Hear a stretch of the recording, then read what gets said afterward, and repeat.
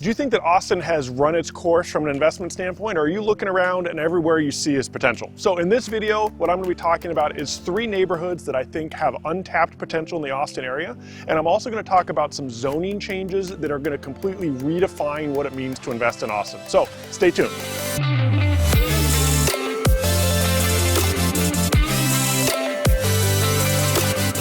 So there's been a lot of investment in Austin over the past few years, and one of the questions that we get all the time is where should I invest or what are good neighborhoods? So before we actually jump into the neighborhoods, I want to touch on a little bit about what's going on from a zoning perspective.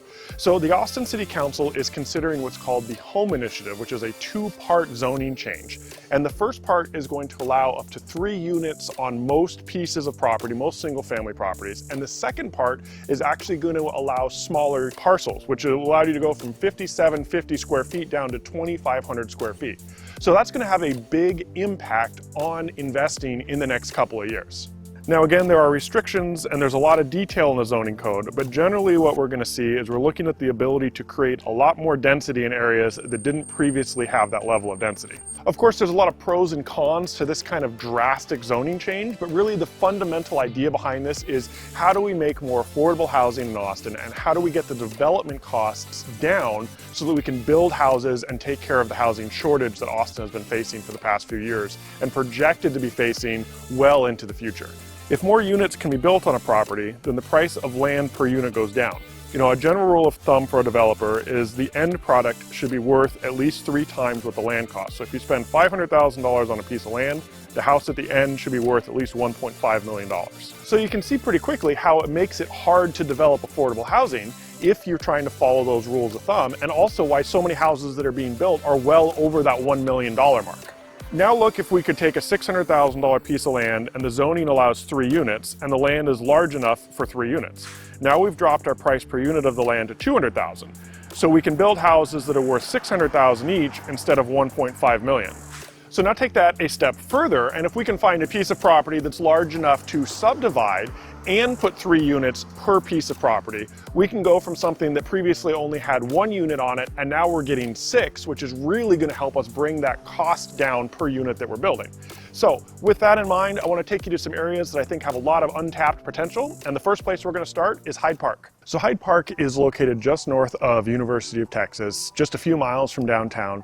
And when you're kind of going through the Hyde Park area, you're going to see a lot of tree-lined streets. There's going to be a lot of restaurants, a lot of things to do. And this type of neighborhood is very appealing for people. And so they tend to just kind of continue to appreciate. As people keep moving into the area, you're going to get businesses that follow. And you've got some of my favorite restaurants. You're right next to Uchiko if you want spectacular sushi, or if you want some of the best burgers in Austin, you're close to Jew Boy Burgers and their infamous sliders. In Hyde Park, you're going to see a mix of properties with a median estimated price point of about $800,000, which I know you might be saying, okay, if it's that expensive, how is this a good area to invest? Well, untapped potential doesn't necessarily mean cheap, it just means good opportunities. Really, it all comes down to the location and then the potential of the location. Just to the west is Rosedale with a median price of about $975,000. South of Rosedale is Old West Austin and Terrytown with median prices at nearly $2 million. When we're looking for the best potential, we're actually looking for areas that are adjacent to more expensive areas. And as those adjacent areas continue to get more and more expensive, it makes these areas like Hyde Park look like a better value, and then they tend to continue to appreciate as well. When I'm looking at potential, I'm looking at the makeup of the neighborhood, the age of the houses, and how many houses are below that median price point that could be acquired, remodeled, or redeveloped. That's what Hyde Park can really bring to the table. You've got a lot of properties that have been carefully maintained, they've been restored, they're beautiful, but you've got a lot of properties that aren't in that same spot. So it kind of gives you options to be able to come in and acquire one of those older properties, bring it up to the standard of the neighborhood, and then you've made a really good investment. Riverside and Southshore in the past haven't really been one of the more desirable areas in Austin, but over the past few years there have been some large developers that really see the potential, and they've come and started to invest a significant amount of money in the Riverside area.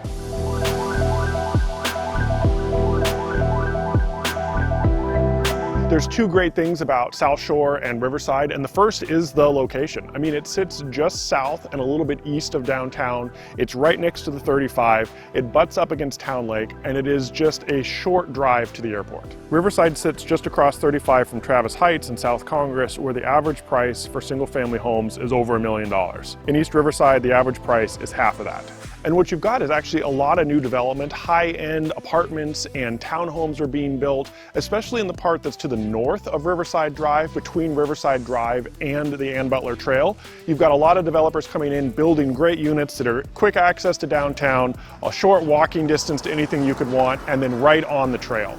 You also have employers recognizing the potential of Riverside, with Oracle's corporate headquarters in the South Shore District. Riverside has a lot of development already in the pipeline, including a 10-acre parcel at Riverside Place and River Park, which is going to be 109 acres and over 10 million square feet of new development, a mix of office, residential, and commercial. The second advantage of Riverside is you have a lot of institutional money that is going into this area. You have developers that are spending tens of millions of dollars investing in this market, and a good investing strategy can be to just follow the institutional money. If they see the potential in this area, it's not a bad idea to come in yourself and be able to do some small-time investing next to the large investors. For the smaller investor who wants to be able to invest alongside the institutional investors, Riverside provides a lot of opportunities because of the layout of the area and the size of the lots. Getting back to the home initiative, you've got a lot of parcels in Riverside that are large enough to be divided down into 2,500 square foot lots, and then you start looking at putting 3 units per lot into these, and there's a lot of opportunities for the smaller investor. In Riverside, there's a lot of single-family homes that were built in the 50s and 60s and 70s that haven't been updated, and they do sit on those larger lots. So you could add ADUs or additional units, or you could just tear down the properties and redevelop it into multiple units. So when you take a look at a neighborhood that's just minutes from downtown, adjacent to a neighborhood with over $1 million average price point, tens of millions of dollars being developed in the area, and parcels with new potential because of the home initiative, Riverside gives you a lot of great options. That's the potential of Riverside. So now let's go take a look at our third area of untapped potential, which is South Manchaca. South Manchaca is about a mile south of South Lamar, and it's very popular with people that are looking for new construction at a little bit lower of a price point, or they're looking for more traditional homes that can still be updated in a more modern style.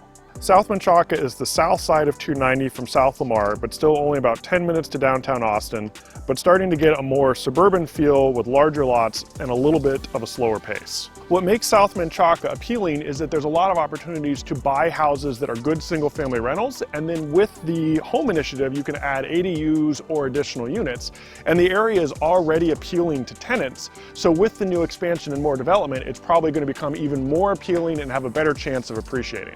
You have a lot of development going on in South Manchaca, mostly single-family homes that are being built, but there's a lot of lots that are larger, and with a mix of homes that are seeing a lot of infill developers taking out 50s and 60s homes and building more modern new construction. So for the individual investor, what makes this great is you've got actually several different ways to exit from your property when you want to sell it. So you could either rehab it and sell it to an end user, you could sell it to a developer who's going to build a new house, or you could even tear it down and build a new home on your own.